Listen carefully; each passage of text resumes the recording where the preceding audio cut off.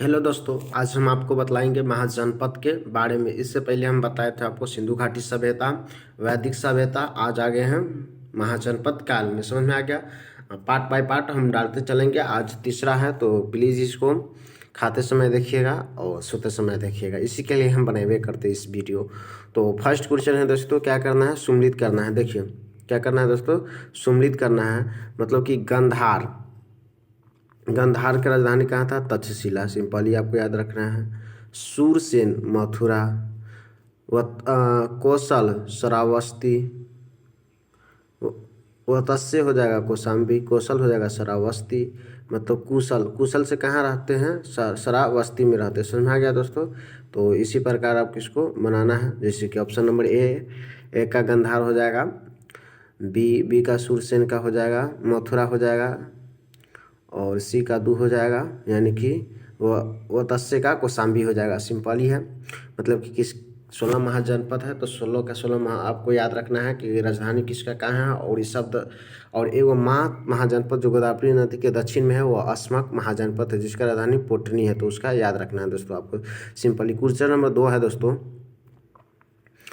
कि हर्यक वंश के शासक को कुनिक कहा जाता है। ऐसा कौन सा है? तो यह दोस्तों है अजातशत्रु। कौन है? अजातशत्रु। हर्यक वंश का अगर संस्थापक के बात करें दोस्तों तो कौन सा है? बिंबिसार है। कौन है दोस्तों? बिंबिसार है। समझ में आ गया?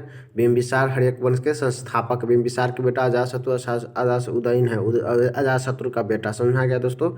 तो इसके बाद क्वेश्चन है, किस शासक ने गंगा एवं सोन नदी के संगम पर पाटलिपुत्र नामक नगर की स्थापना किया है? तो याद रखना है उदयनी। उदयन जो किसका बेटा है? अजातशत्रु का बेटा है। अजातशत्रु किसका बेटा है? बिंबिसार का बेटा है। समझ में आ गया? बिंबिसार कौन है? हर्यक वंश के संस्थापक है। समझ में आ गया? और बिंबिसार के ही समय गौतम बुद्ध और महावीर स्वामी उभर के आए थे। मतलब कि उसका चर्चा है इस पर से हम बतलाएंगे गौतम बुद्ध और महावीर के बारे में, एकदम धार्मिक के बारे में बतलाएंगे। समझ में आ गया दोस्तों? तो क्वेश्चन है 4 नंबर, शिशुनाग वंश का वह कौन सा शासक था जिसके समय में वैशाली में द्वितीय बौद्ध संगीति का आयोजन किया गया था और उसे काकावरन के नाम से भी जाना जाता है? काकावरन के नाम से भी जाना जाता है। तो दोस्तों याद रखना है कालाशोक। कौन है दोस्तों? इसका आंसर आपका हो जाएगा कालाशोक। तो आपको सिंपली दोस्तों 4 को याद रखना है। क्या याद रखना है? सबसे पहले कहाँ हुआ था? राजगिरी में हुआ था। इसके बाद वैशाली में हुआ था। वैशाली में 4 गो बौद्ध संगति हुआ था। क्या गो दोस्तों हुआ था? 4 गो। पहला राजगिरी किसके समय में हुआ था? अजातशत्रु। और वैशाली में कालाशोक के, फिर पाटलिपुत्रा में अशोक के, और जम्मू कश्मीर के कुंडल में हुआ था कनिष्क के समय में। समझ में आ गया दोस्तों? 4 गो याद रखना है। क्या गो? 4 गो हुआ था। समझ में आ गया? टाइम वेस्ट नहीं करते हुए क्वेश्चन की तरफ बढ़ते हैं। क्वेश्चन नंबर है 323 ईस्वी में सिकंदर महान की मृत्यु हुई थी। 323 ईस्वी पूर्व में सिकंदर महान की मृत्यु कहाँ पर हो गई थी? तो बेबीलोन में हो गया था। जब सिकंदर आक्रमण कर रहे थे तो यहाँ पर शासक कौन था? तो याद रखना है घनानंद था। चलिए दोस्तों क्वेश्चन नंबर है 6, सिकंदर महान एवं पोरस पूरी की सेनाओं ने निम्नलिखित में से किस नदी के आमने सामने वाले तट पर पड़ाव डाला था? यानी झेलम नदी पे दोनों ने लड़ाई किया था। पोरस और सिकंदर के सेनाओं के द्वारा लड़ाई किया गया था झेलम नदी पर। याद रखना है दोस्तों। क्वेश्चन नंबर 7 है, किस प्रकार का मित्रभांड भारत में द्वितीय नगरीकरण सहीकरण के प्रारंभ का प्रतीक है? तो याद रखना है उत्तरी काले पालिशकृत बर्तन। सिंपली आपको याद रखना है। क्वेश्चन नंबर दोस्तों है 8, पाली ग्रंथों में गांव के मुखिया को क्या कहा जाता है? तो भोजक या ग्राम भोजक कहा जाता है। यानी पाली ग्रंथ में गांव के जो मुखिया होता है ना, मुखिया गांव के, उसे क्या कहते हैं दोस्तों? भोजक या ग्राम भोजक कहते हैं। समझा गया दोस्तों? क्वेश्चन नंबर 9 है, उज्जैन का प्राचीन नाम है अवंतिका। उज्जैन का प्राचीन नाम क्या है? अवंतिका। नंद वंश का संस्थापक महापद्मनंद है। क्वेश्चन नंबर 11, ग्रीक या यूनानी लेखकों द्वारा किसे अग्रमिज या जायंट ब्रिज कहा गया है? तो घनानंद को कहा गया है। घनानंद को मार के चंद्रगुप्त मौर्य ने मौर्य वंश का स्थापक करता है चाणक्य की मदद से, याद रखना है आपको। क्वेश्चन नंबर 12 है, प्राचीन भारत में पहला विदेशी आक्रमण किनके द्वारा किया गया था? प्राचीन भारत में पहला विदेशी आक्रमण, प्राचीन भारत में और विदेशी आक्रमण किनके द्वारा किया गया था? ईरानियों के द्वारा। और बोलता है इसी पर से 13 नंबर क्वेश्चन में, प्राचीन भारत में दूसरा विदेशी आक्रमण एवं पहला यूरोपीय आक्रमण किन के द्वारा किया गया था? तो यूनानी के द्वारा किया गया था। देखिए पहला हो जाएगा विदेशी आक्रमण ईरानियों के द्वारा और दूसरा विदेशी आक्रमण, लेकिन पहला यूरोपीय आक्रमण कौन है? यूनानी है। कौन है दोस्तों? यूनानी है। सिंपली आपको याद रखना कौन है? यूनानी है। क्वेश्चन नंबर है 14, ईरान के हखमनी वंश के किस शासक ने भारतीय भूभाग को जीतने के बाद उसे फारस साम्राज्य का 20वां प्रांत बनाया गया था? तो डेरियस प्रथम बोलिए या दार्य बाहु प्रथम बोलिए, समझ में आ गया? डेरियस से आप याद रखिए। ईरान के अति इस पर से है हाइडे स्पीच या विवस्ता यानी कि झेलम नदी, आधुनिक नाम है इसका झेलम नदी। पहले इसका नाम क्या था? हाइडेस्पस या विवेस्ता, आधुनिक में हम झेलम कहेंगे। तो इस पर सिकंदर और किसका पोरस के मध्य हुआ था? बीच किसके बीच हुआ था? 326 में युद्ध हुआ था, याद रखना है। सिकंदर और पोरस के बीच हुआ था और सिकंदर का मृत्यु 323 ईस्वी में कहाँ हुआ था? बेबीलोन में हुआ था। सिंपली दोस्तों आपको याद रखना है। क्वेश्चन नंबर 16 है, सिकंदर ने भारत पर आक्रमण किया था, कब किया था? तो 326 में। देखिए 326 में झेलम पर भी यहाँ पर दोनों में हुआ था और 326 में आक्रमण भी किया है। सिंपली आपको याद रखना। क्वेश्चन नंबर 17 है, मिलान करना। बिम्बिसार मौर्य हर्यक वंश के संस्थापक है, पहले बतलाए हैं। और कालाशोक तो वैशाली यानी कि 1 मिनट, बिंदुसार आपको हो जाएगा मौर्य वंश से संबंधित हो जाएगा। और महापद्मनंद नंद वंश का संस्थापक किया था। और कालाशोक आपका हो जाएगा शिशुनाग से संबंधित हो जाएगा। समझ में आ गया दोस्तों? शिशुनाग से संबंधित हुआ। जैसे कि आप ऑप्शन भी इसका मिला सकते हैं कि ऑप्शन इसका क्या है। चलिए दोस्तों ऑप्शन दिखा देते हैं। ऑप्शन नंबर बी है, तो आप सम्मिलित करके इसको रोक के आप कर सकते हैं। फिर इसको मिलान करना है। क्वेश्चन नंबर 18 में बोलता है कि मगध हो गया। तो मगध देखिए सबसे पहले अवंतिका, एक का मगध का हो जाएगा पटना। अरे मगध पटना या गया के जिला बोलिए, मगध के अंतर्गत चला आएगा। इसके बाद है वत्स्य अति इलाहाबाद, कौशल अवध, अवंतिका मालवा। समझ में आ गया? अवंतिका मालवा। क्वेश्चन 19 है, मगध की प्रथम राजधानी कौन सी थी? तो मगध की प्रथम राजधानी गिरिब्रिज या राजगिरी है। कौन है दोस्तों? गिरिब्रिज या राजगिरी है। क्वेश्चन नंबर 20 है, किस शासक द्वारा सर्वप्रथम पाटलिपुत्र का राजधानी के रूप में चयन किया गया है? तो ऐसा कौन सा शासक है जिसके द्वारा सर्वप्रथम पाटलिपुत्र को राजधानी के रूप में चयन किया गया है? तो याद रखना है उदयन द्वारा। क्वेश्चन नंबर 21 से 16 महाजनपद की सूची उपलब्ध है। बौद्ध ग्रंथ अंकुतर निकाय, यहाँ पर अंकुतर निकाय है तो समझ में आ गया अंकुतर निकाय। क्वेश्चन नंबर 22 है, निम्नलिखित में से मगध का कौन सा राजा सिकंदर महान का समकालीन है? जो सिकंदर जो आ रहा था जिसका मृत्यु बेबीलोन में 323 ईस्वी में हुआ था और पोरस के झेलम नदी पर कितना में 326 में थी। 326 ईसा पूर्व की भी बात करें, आपको समझ में आ गया होगा। पोरस और सिकंदर में युद्ध हुआ तो याद रखना है। तो कौन है? सिकंदर महाकान के समकालीन है घानानंद। कौन है दोस्तों? घानानंद जो नंद वंश का अंतिम संस्थापक है और इसी को चंद्रगुप्त मौर्य मार के मौर्य वंश का स्थापना करता है।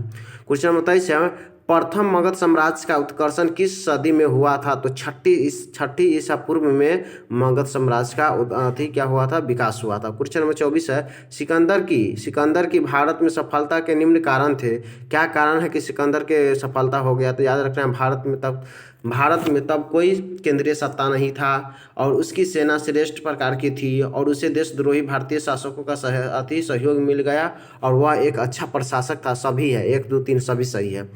फिर सम्मिलित करना है 25 नंबर अजातशत्रु मगध से रिलेटेड हो जाएगा। अजातशत्रु मगध इसी का बेटा ने पाटलिपुत्र का पहला राजधानी बनाया था और इसके मगध का अजातशत्रु का क्या हो जाएगा दोस्तों? मगध हो जाएगा अजातशत्रु का मगध हो जाएगा, और 1 का 3 यानी प्रोघोत का अवंतिका हो जाएगा, प्रोघोत का अवंतिका हो जाएगा, प्रोघोत का क्या हो जाएगा दोस्तों, अवंतिका हो जाएगा। और बी का 2 उदायनी का वत्स्य हो जाएगा, प्रेसेनजीत का कौशल, मतलब जीत है ना अंत में, तो जीतेंगे तो क्या होगा, कुशल होंगे, तो इसी प्रकार रिलेट किसी प्रकार कीजिएगा। प्रेसेनजीत का क्या हो जाएगा, कौशल। क्वेश्चन नंबर 26 है, अभिलेखीय साक्ष्य से प्रकट होता है कि नंद राजा के आदेश से एक नहर खोदी गई थी, कहाँ पर, कलिंग में दोस्तों नंद राजाओं के द्वारा मतलब बनाया गया था। और याद रखना है, कलिंग के युद्ध के बाद क्या करता है दोस्त, अशोक है ना कि युद्ध त्याग देता है, बहुत इंपॉर्टेंट है। तो कुछ जिसका 13 शिलालेख में मिलता है। क्वेश्चन नंबर 27 की तरफ बढ़ते हैं, थोड़ा थ्योरी बता देते हैं, कोई बात नहीं।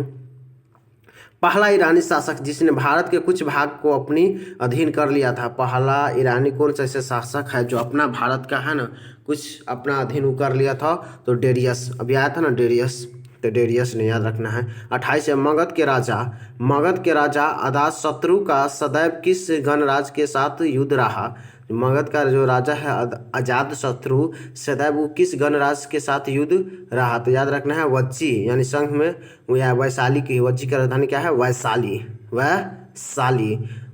29 है, वज्जी संघ के विरुद्ध मगध राज के किस शासक ने सर्वप्रथम रथ मुसल, एक ऐसा रथ जिसमें गद्दा जैसे हथियार जुड़ा था तथा महाशिलाकंठक यानी पत्थर फेंकने वाला एक युद्ध यंत्र नामक गुप्त हथियार का प्रयोग किया था, तो अजातशत्रु। दोनों क्वेश्चन तो सेम है, 28 और 29 गौर से समझिएगा। तो क्वेश्चन नंबर 30 है, नंद वंश का अंतिम साम्राज्य कौन है, तो घानानंद, जिसे मार दिया था कौन, चंद्रगुप्त मौर्य मार के साम्राज्य। क्वेश्चन नंबर 31 है, भारत में सिक्कों मुद्रा का प्रचलन कब हुआ था, तो 600 ईसा पूर्व में हुआ था। क्वेश्चन नंबर 32 है, निम्न रजाओं पर विचार कीजिए, तो देखिए यहाँ पर विचार करना है 1 और 3, निम्न रजा पर विचार कीजिए, इनमें से कौन बुद्ध के समकालीन है, यहाँ पर बुद्ध के समकालीन के बात है, तो दोस्तों याद रखना है अजातशत्रु और प्रेसेनजीत है जो बुद्ध के समकालीन है। कौन है दोस्तों, अजातशत्रु और प्रेसेनजीत किसके समकालीन है, बुद्ध के समकालीन है। क्वेश्चन नंबर 33 है, 6ठी सदी ईसा पूर्व के दौरान बड़े राज के उदय का मुख्य कारण क्या है, 6ठी सदी ईसा पूर्व में मतलब जो बड़े राज का उदय हुआ था, इसका कारण क्या है, कारण है दोस्तों उत्तर प्रदेश और बिहार में व्यापक पैमाने पर लोहे का उपयोग, उत्तर प्रदेश और बिहार में है ना कि लोहा का प्रयोग बहुत हुआ था, इसी के कारण। समझ में आ गया दोस्तों।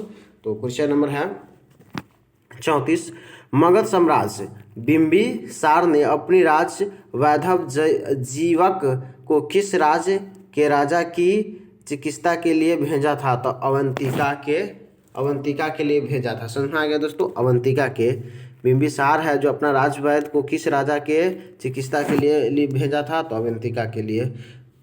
क्वेश्चन नंबर 35 है, किस शासक ने अवंतिका को जीतकर मगध का हिस्सा बना लिया था, तो याद रखना है शिशुनाग ने। किस शासक ने अवंतिका को जीतकर मगध में मिला लिया था, तो याद रखना है कौन, शिशुनाग ने। किस मगध साम्राज्य ने अंग का विलय अपने राज्य में कर लिया था, बिंबिसार ने। क्वेश्चन नंबर 37 है, शिशुनाग ने किस राज्य का विलय मगध साम्राज्य में नहीं किया, शिशुनाग ने कौन सा ऐसा मतलब कि राज्य है जिसका नहीं किया, तो काशी। मेरे भोले हैं भंडारेनाथ रे, भोलेनाथ रे। क्वेश्चन नंबर 38 है दोस्तों, काशी और लिच्छवी का विलय मगध साम्राज्य में किसने किया था, काशी और लिच्छवी का विलय मगध साम्राज्य में किसने किया था, तो अजातशत्रु ने किया था। काशी और लिच्छवी का विलय मगध साम्राज्य में किसने किया था, मतलब मगध साम्राज्य में काशी और लिच्छवी को मगध साम्राज्य में किसने मिलाया, समझेगा, विलय का मतलब किसने मिलाया, तो याद रखना है अजातशत्रु ने, काशीनाथ रे। क्वेश्चन नंबर 39 है दोस्तों, मगध साम्राज्य के बारे में कौन सा सही नहीं है, तो आपको याद रखना है इनमें से कोई नहीं।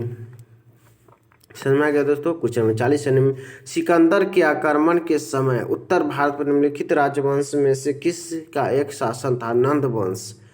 नंद वंश का शासक उस समय कौन था? तो घनानंद। समझ में आ गया, अंतिम शासक था जब सिकंदर के समकालीन की बात करें। तो क्वेश्चन नंबर 41 है, निम्नलिखित में से कौन सा एक ईसा पूर्व 6वीं शताब्दी में प्रारंभ में भारत का सर्वाधिक शक्तिशाली नगर था? मगध भाई, मगध तो फेमस हो गया है ना, क्योंकि वहाँ अशोक ऐसा विराट, अशोक बहुत है ना, चंद्रगुप्त द्वितीय, ये सब ऐसा था जो योद्धा सब जन्म लिया था, है ना, इसीलिए सबसे शक्तिशाली कौन सा? मगध था। क्वेश्चन नंबर 42 है, निम्नलिखित में से कौन कौन से भारत पर ईरानी आक्रमण के प्रभाव के रूप में माना जाता है? तो याद रखना है दोस्तों, 1 2 3 4 5 सभी माना जाता है, सभी माना जाता है ईरानी आक्रमण के प्रभाव के रूप में। खरोष्टी लिपि का प्रचार, अभिलेख उत्करण करने की कला का प्रचार, ईरानियों की छत्र प्रणाली का प्रचार, घंटा आकार के गुंबज की काल का प्रचार, स्त्री अंग रक्षकों की नियुक्ति, सभी है। क्या है? सभी है ईरानी आक्रमण के प्रभाव। क्वेश्चन नंबर 43 है, निम्न में से कौन सा एक सिकंदर के आक्रमण का प्रभाव नहीं है? तो उसने भारत को यूनान की रियासत बनाया था। ये गलत बात है। ये क्या है? गलत बात है। इस आक्रमण ने भारत और यूनान के बीच प्रत्यक्ष संबंध स्थापित किया। ये सब सही बात है। तो ऑप्शन नंबर डी आपका क्या है? सही है, जो गलत बात है। क्वेश्चन नंबर 44 है, निम्नलिखित में से किस राज्य में गणतंत्रात्मक शासन व्यवस्था नहीं था? मगध में नहीं था गणतांत्रिक व्यवस्था। मगध में 4 वैसा राज्य है जिसमें गणतांत्रिक व्यवस्था था, जैसे वो वैशाली हो गया, कपिलवस्तु के शाक्य, कुशीनगर के मलबे, ये सब हो गया। समझ में आ गया दोस्तों। क्वेश्चन नंबर 45 है, निम्नलिखित में से किसे सेनिया यानी नियमित और अस्थायी सेना रखने कहा जाता था? बिंबिसार को। जो बिंबिसार है कि बहुत सेना रखता था। समझ में आ गया दोस्तों। तो वही कह रहा है क्वेश्चन, कौन है जो अस्थायी सेना रखता था? तो बिंबिसार। क्वेश्चन नंबर 46 है, निम्नलिखित में से किसे उग्रसेन यानी कि भयानक सेना का स्वामी कहा जाता है? तो महापद्मनंद को कहा जाता है। किसको कहा जाता है? क्वेश्चन नंबर दोस्तों पढ़ देते हैं आपको। 45 है, निम्नलिखित में से किस सैन्य या नियमित या अस्थायी सेना रखने वाला कहा जाता है? तो बिंबिसार है। क्वेश्चन में से इसके बाद है, निम्नलिखित में से किसे उग्रसेन भयानक सेना स्वामी कहा जाता है? भयानक सेना, तो याद रखना है महापद्मनंद को। इसका बिंबिसार नहीं दिया है, तो आप देख लीजिएगा। क्वेश्चन नंबर कितना है? 46। आंसर देखिए लेते हैं। 46 है ना, 46 का ये है। चलिए ठीक है। क्वेश्चन नंबर 47 है, डेरियस यानी कि दार्य बाहु प्रथम ने 516 बीसी में सिंधु के तटवर्ती भूभाग को जीतकर उसे ईरान का 20वां छपत्र यानी प्रांत बना लिया था। 20वां प्रांत बना लिया था उससे कितना राजस्व प्राप्त होता था? 360 टैलेंट। समझा गया। क्वेश्चन नंबर 48 है, निम्नलिखित में से कौन सिकंदर के साथ भारत आने वाले इतिहासकार नहीं है? तो हेरोडोटस नहीं है, जिसे इतिहास का पिता माना जाता है, हेरोडोटस को। समझा गया दोस्तों। यानी कि नियाकर्स इनासीक्रिस्ट और एरिस्टोबुलस, ये सब क्या है कि सिकंदर के साथ आया था। क्वेश्चन नंबर 49 है, महाजनपद काल में श्रेणियों के संचालक को कहा जाता है? श्रेष्ठिनी। महाजनपद काल में श्रेणियों के संचालक को कहा जाता है श्रेष्ठिनी। गृहपति का अर्थ है धनी किसान। गृहपति का अर्थ है धनी किसान। याद रखना है दोस्तों, गृहपति का अर्थ क्या है? धनी किसान है। गृहपति का अर्थ क्या है? धनी किसान है। ये करवाया है, निम्नलिखित में से कौन सा एक 6वीं सदी में पढ़ा दिए शक्तिशाली है? क्वेश्चन नंबर 51 पे आ जाते हैं, निम्नलिखित को सम्मिलित करना है। क्या करना है दोस्तों? सम्मिलित करना है। तो आराम से आप इसको सम्मिलित कर सकते हैं। ऑप्शन नंबर आपका सही हो जाएगा, ए हो जाएगा। 1 का 1, 2 का 2, 3 का 3, 4 का 4, यानी कि अष्टुकुलक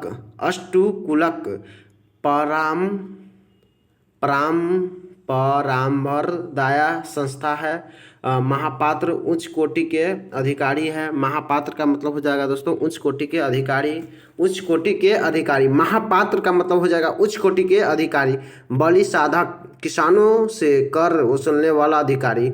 क्या करता है, बलि साधक जो किसानों से कर उछलते हैं उससे बलि साधक कहते हैं। महापात्र उच्च कोटि के अधिकारी हो गया। शैलिक या सुकाले अध्यक्ष शिल्पियों और व्यापारियों से शुल्क या चुंगी उछलने वाले अधिकारी होते हैं। क्वेश्चन नंबर 52, मगध के किस प्रारंभिक शासक ने राजारोहण के लिए अपने पिता की हत्या की मतलब है ना अजातशत्रु क्या है, पितृहत्या। अजातशत्रु को क्या कहा जाता है, पितृहत्या। पूछेगा कि कौन सा ऐसा वंश है जिसे हम पितृहत्या कहते हैं, तो मौर्य क्या है यार, हर्यक वंश है। हर्यक वंश में क्या करता था, देखिए बिंबिसार को अजातशत्रु मारा, अजातशत्रु को उदयनी मारा, यानी बाप को मार मार के क्या करता था, बेटा राजा बन जाता था। समझ में आ गया, तो वही क्वेश्चन है। क्वेश्चन नंबर 53 है, विश्व का पहला गणतंत्र वैशाली में किसके द्वारा स्थापित किया गया था, लिच्छवी के द्वारा। विश्व का पहला गणतंत्र वैशाली में किसके द्वारा स्थापित किया गया था, लिच्छवी के द्वारा। क्वेश्चन नंबर 54 है, सम्मिलित करना है। क्वेश्चन नंबर सम्मिलित देखिए, कुरु का इंद्रप्रस्थ हो जाएगा, कुरु का इंद्रप्रस्थ हो जाएगा, कुरु का इंद्रप्रस्थ हो जाएगा, कुरु का इंद्रप्रस्थ हो जाएगा। दो का पंचाल का अहि छत्र हो जाएगा, पंचाल का अहि छत्र हो जाएगा, पंचाल का अहि छत्र हो जाएगा। वतस्य का कौशाम्बी हो जाएगा, क्या है 3 का 1, सॉरी सी का दोस्तों 1 है, सी का 1। कौशल का साकेत हो जाएगा, साकेत और वतस्य का कौशाम्बी हो जाएगा, वतस्य का कौशाम्बी। समझ में आ गया दोस्तों, आंसर भी मिला लीजिएगा। और क्वेश्चन नंबर 55 है, निम्न में से कौन सा एक बौद्ध ग्रंथ 16 महाजनपद का उल्लेख करता है, तो अंगुत्तर निकाय से पता चलता है। और क्वेश्चन नंबर लास्ट है आज का 56 है, निम्नलिखित में से कौन सा मगध साम्राज्य की राजधानी नहीं है, तो याद रखना है दोस्तों, मगध साम्राज्य का राजधानी कौशाम्बी की नहीं, यानी कि मगध साम्राज्य का राजधानी गिरिब्रिज है, राजगिरी है, पाटलिपुत्रा है। समझ आ गया दोस्तों। तो क्या क्या हम पढ़े हैं, सिंधु घाटी सभ्यता, सिंधु घाटी सभ्यता का काल बतला देते हैं, 2500 से 1750 है, 2500 से 1750 है। इस पर से वैदिक सभ्यता 1500 से 600 ईसा पूर्व है। और इस पर से इसको 2 भागों में बांट दिए थे, पूर्व वैदिक या ऋग वैदिक काल बोलिए तो 1500 से 1000 है, 1500 से 1000 है। और इसी पर से बात करें तो उत्तर वैदिक काल का 1000 से कितना हो जाएगा, 1000 से 600 हो जाएगा, 600 हो जाएगा ईसा पूर्व। और आज पर है महाजनपद के बारे में, तो महाजनपद का काल हो जाएगा 600 से 325 तक, कितना 600 से 325 तक। और इसके बाद हम वीडियो अपलोड करेंगे दोस्तों, इसके बाद हम वीडियो अपलोड करेंगे आपको, जैसे कि हम दिखला देते हैं। चलिए टॉपिक ऊपर दिखलाइए देते, धार्मिक आंदोलन क्या करेंगे, धार्मिक आंदोलन करेंगे, जो इसमें जैन धर्म और बौद्ध धर्म के बारे में पढ़ना है, जो 6ठी शताब्दी ईसा पूर्व से 4थी शताब्दी ईसा पूर्व के तक पढ़ेंगे। समझ में आ गया दोस्तों, कहाँ तक पढ़ेंगे, 6ठी शताब्दी से ईसा पूर्व से पढ़ेंगे 4ठी शताब्दी ईसा पूर्व, जो जैन धर्म और बौद्ध धर्म है जो रिलेटेड है। तो थैंक्स फॉर वॉचिंग।